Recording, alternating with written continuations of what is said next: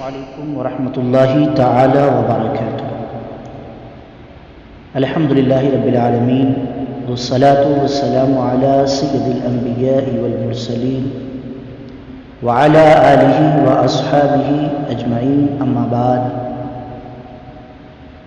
ہمارے اسلامک معاشرہ YouTube channel پر ایک بہت ہی اہم سوال جو مسائل شریعہ سے ہٹ کر ہے، جس کا جاننا بھی ہمارے لیے بہت ضروری ہے، وہ سوال اور جواب آپ حضرات کے علم میں اضافہ کرنے کے لیے پیش کیا جاتا ہے۔ آپ سوال بھی سماعت فرمائیں اور جواب بھی سماعت فرمائیں۔ لیکن اگر اس سے قبل آپ حضرات نے ہمارے چینل اسلامک معاشرہ کو سبسکرائب نہیں کیا تو آپ حضرات پلیز اسے سبسکرائب کریں اور بیل آئیکن کو بھی کلک کریں تاکہ دینی معلومات آپ کو مسلسل ملتی رہے۔ سوال سماعت فرمائیں۔ کچھ لوگ کہتے ہیں کہ یزید بے گناہ تھا اور اس کی بخشش سے متعلق ایک حدیث کا حوالہ دیتے اور کہتے ہیں کہ یزید کو استغفر اللہ ثم استغفر اللہ رضی اللہ تعالی عنہ کہنا چاہیے، کیا یہ ٹھیک ہے؟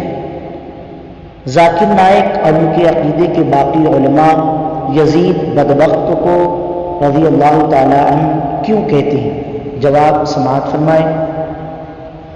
واقعی گمراہ لوگوں کا ایک گروہ یزید بدبخت کو نیک اور صحیح کہتا ہے، اور وہ اس کی حمایت میں ایک حدیث نبوی صلی اللہ علیہ وآلہ وسلم کا حوالہ بھی دیتے ہیں اور کہتے ہیں کہ آپ صلی اللہ علیہ وآلہ وسلم نے فرمایا ہے کہ مسلمانوں کا جو پہلا لشکر قسطنطنیہ پر حملہ کرے گا وہ جنتی ہوگا، اور بقول اس گمراہ گروہ کے یزید اس لشکر کا سالار تھا، اس لیے وہ جنتی ہے۔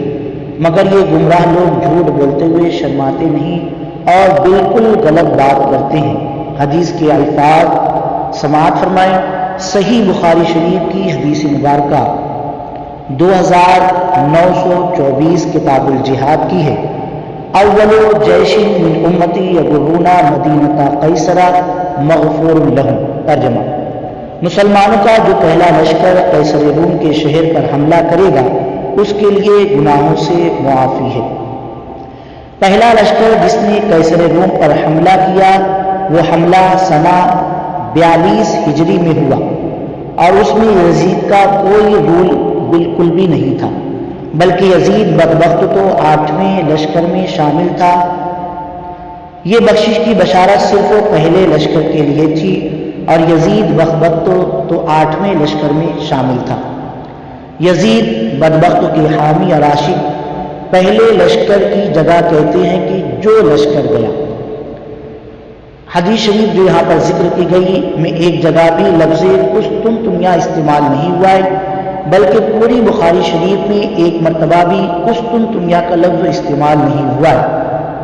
آپ لوگ خود بخاری شریف کی مذکورہ حدیث پڑھیں، سنیں، سمجھیں، اور بخاری شریف کے اصل نسخے میں آپ اسے دیکھیں، انشاءاللہ آپ کو حقیقت معلوم ہو جائے گی۔ اب یہاں پر ہمیں بہت ساری باتیں سوچنے کی ہے، ذرا سوچئے۔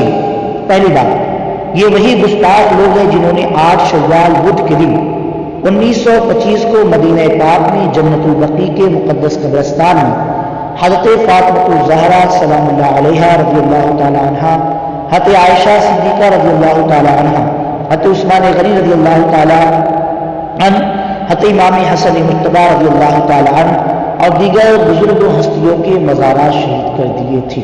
دوسری بات، یہ وہی گستاخ لوگ ہیں جن کا عقیدہ ہے کہ سبز گنبد شریف کو شہید کر دینا چاہیے، کیا ایسے لوگوں کا چہرہ بے نقاب نہیں کرنا چاہیے تاکہ لوگ ان کے شر سے محفوظ رہیں؟ آپ یوٹیوب پر جا کر لکھیں یزید اور ذاکر نائک تو آپ کو وہ تمام ویڈیو مل جائیں گے جن میں ذاکر نائک یزید کا دفاع کر رہا ہے اور اس کو رضی اللہ تعالی عنہ بھی کہہ رہا ہے۔ جن کم علم اور گمراہ لوگوں کو